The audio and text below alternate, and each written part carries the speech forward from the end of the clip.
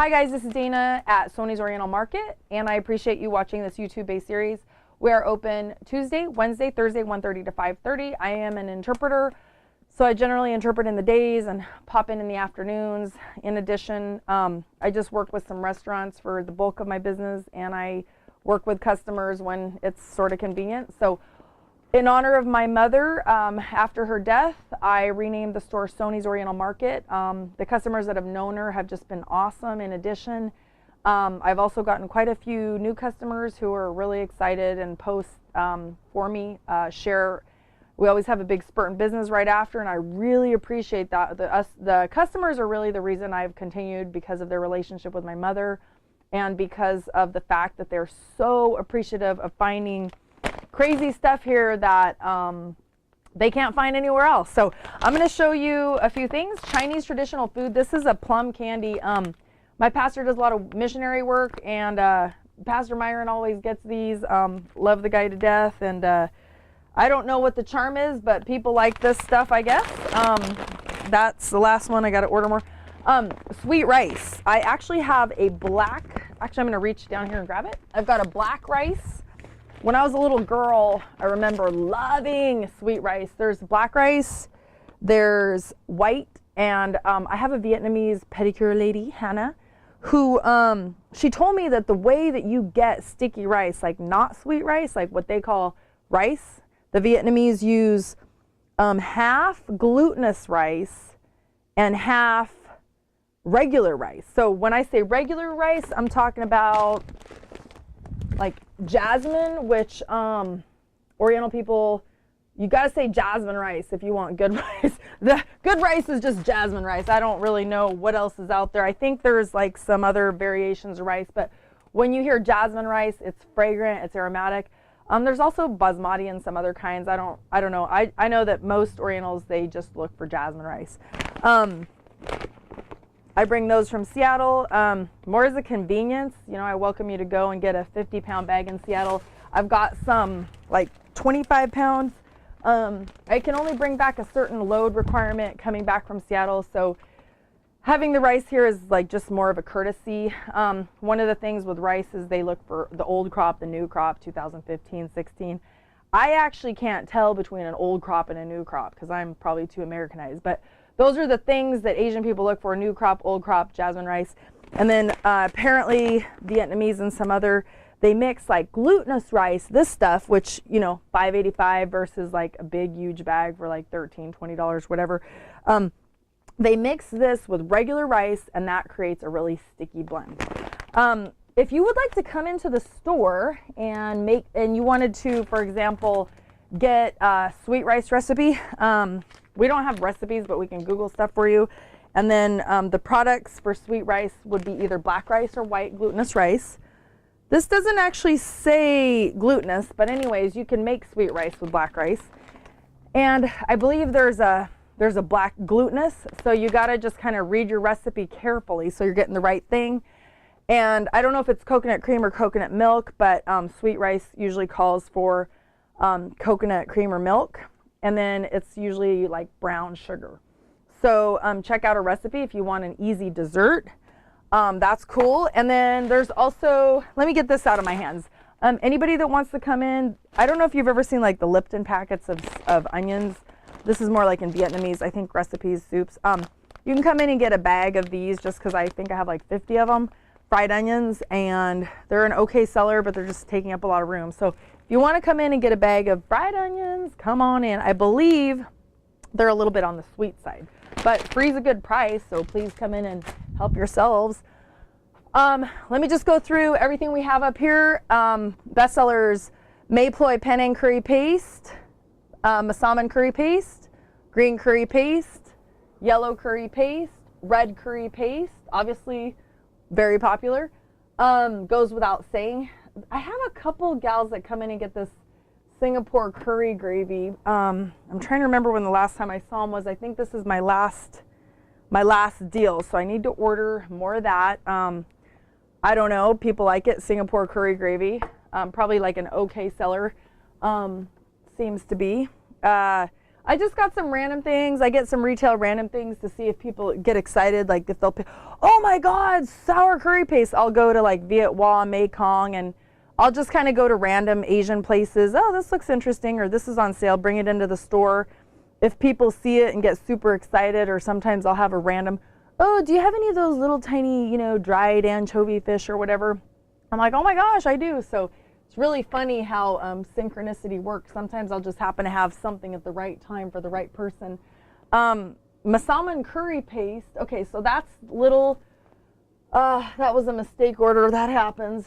But people like the little too. I've had like even Asian people just get the little one because it stays fresher. So like a couple might get a little one, but most people, I mean, for $4, why not just get the $4 one? You can put those in the refrigerator. Lots of stuff over here. Let me read it to you really fast. Pork One is a brand that I actually already talked about over there, but I've got chili paste with basil, sweet and sour, ooh, spicy coconut paste, yummy. That's probably good in soup. There's certain soup that I've seen that in when I worked at an Asian kind of fusion spot. Pad Thai, satay, Pad Thai sauce. So Pad Thai. I call these, and just because I need to mention these because I've been selling these like crazy. Rice stick noodles. There's actually a larger size than this extra large because if you see, it's not like a huge extra large noodle. But the Vietnamese people will cook pho with these, or pho, or however you pronounce it. And there's 3 sizes. This size, oh, time to restock those. Oh God, this size, and then there's a smaller size. So I don't think anyone else has these in town. Thank God I have a monopoly going on here. Capitalism is great, gotta love it. There is a rice stick. I actually sell these to like 2 restaurants. So we know these as the Chow Ching noodles.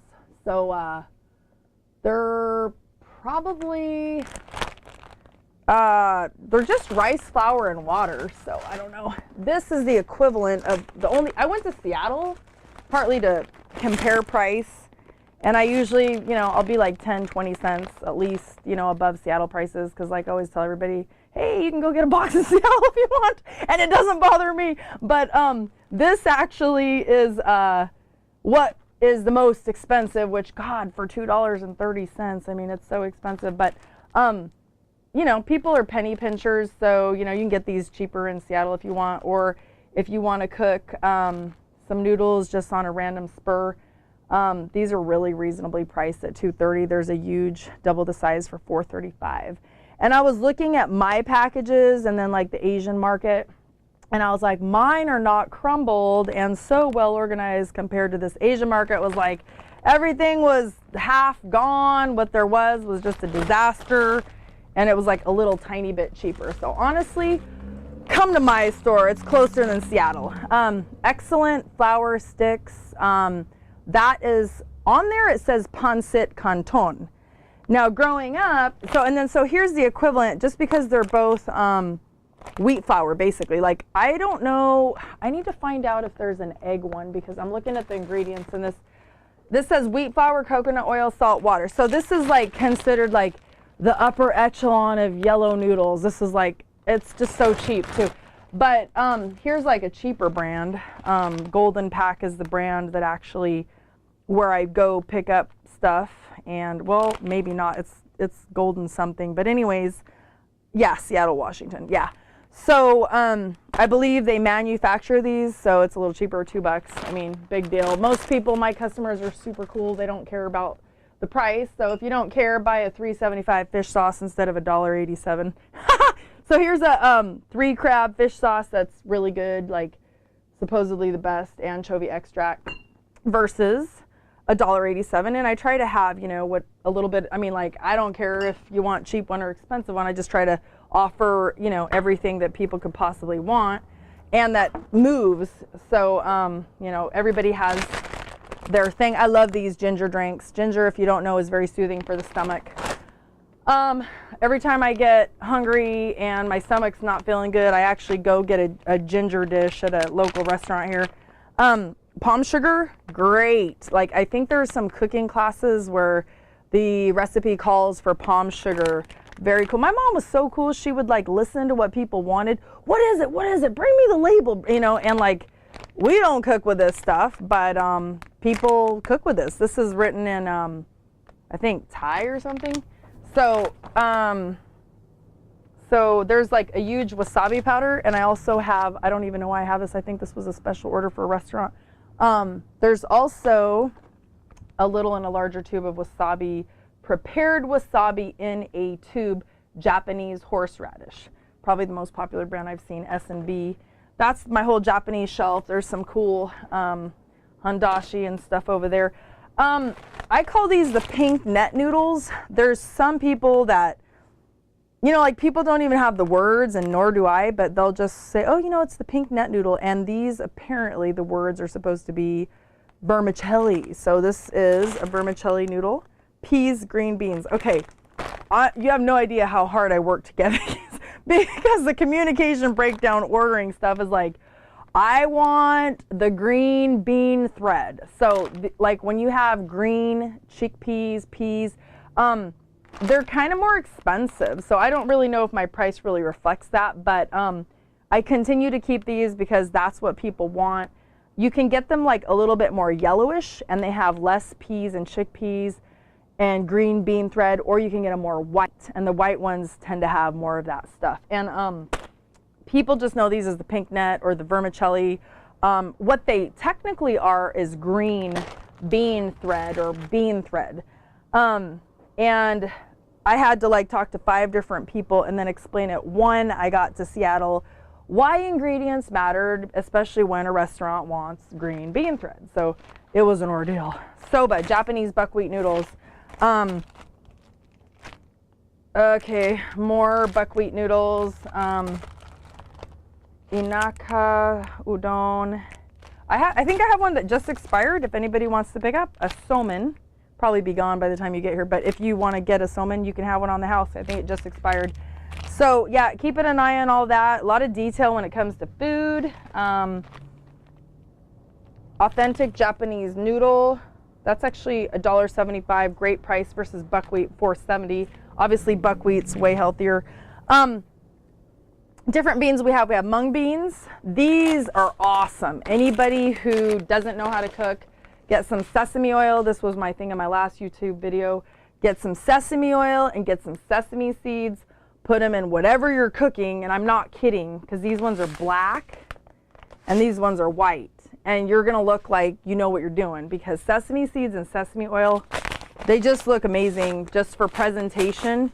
You can also get sesame seeds roasted, which I believe I had Japanese, but roasted are more expensive, so I kind of sold out and sort of left it that way. People are interested in prices, like they kind of have the price memorized. Your sesame oil is $6 versus over there is like 5 something for half the size. So people do come in to save money on Asian products. Mung bean. And then this is cool. Somebody asked me what we had in tamarind.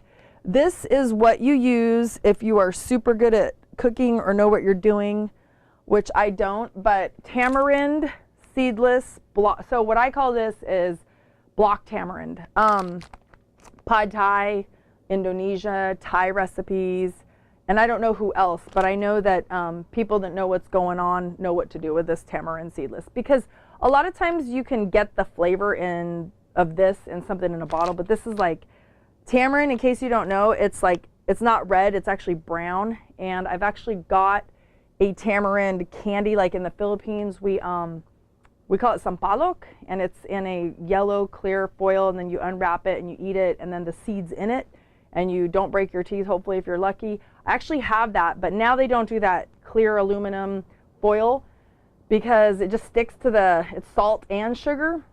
And I think in hot climates, I think between the vitamin C craving and the salt and sugar, it has something to do with electrolytes, because when you're craving tamarind, you want a sampalok. You might have seen like the Mexican candies that are in the squeeze tubes, which I have a ton of these, like kind of like these.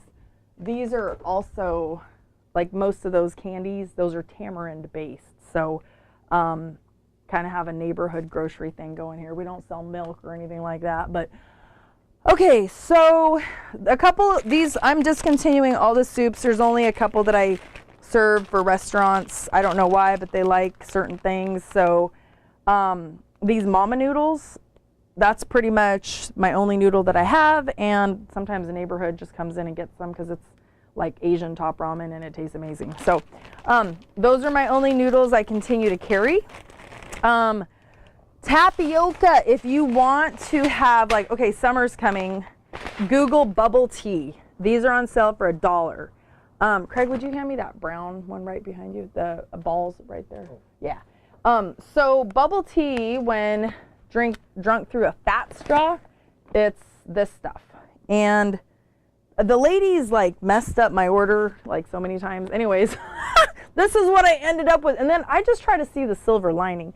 So basically, if you had a regular sized straw, you could actually bubble these or boil these. These take forever. So I made bubble tea and it was pretty good. You can make it with green tea, you can make it with black tea, and you can also put the milk in it. I don't recommend blending it because I'm a bartender and blending sucks. So I wouldn't blend. It's just a pain. But you don't blend the balls, you just boil the balls. And then you put the tea and the sugar. Google it because it's been so long since I made bubble tea. But if you want something for your kids, how do I say this tactfully? I guess it's kind of an oral thing, but they're kind of gummy in your mouth, and people like to play with these. I'm not gonna go any further with that since these are little round tapioca pearl stuff balls or whatever. So let's stop there. Anyways, moving on. So what do we have? We've got lychee and syrup, very popular. 2 different cans. Some really cool guy was telling me he made mixed drinks with these for his cocktails, and we just get like cool people in here, like people that just know stuff. I'm like, how do people know this stuff? They're just like well-traveled, culinary, just creative people. I just love my customers. They're just like so interesting to me. I learn so much. My mom learned so much, and I'm like, I can see why I am the way I am because my mom learned so much from her people.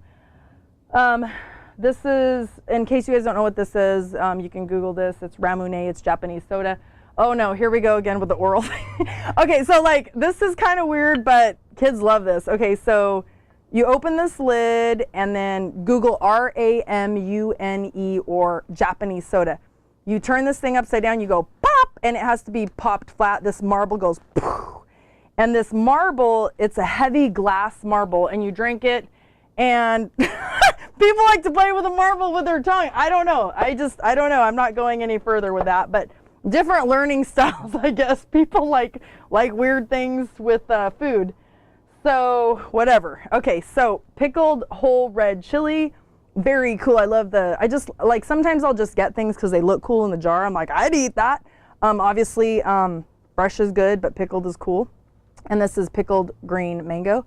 I've also got this red chili and green over here. Here's a really good one for just a cheap spice, dried chili. It's quite a big bottle of dried chili. I've got pickled papaya, which with the Filipinos, oh my God, I can't think of any one person that wouldn't like pickled papaya.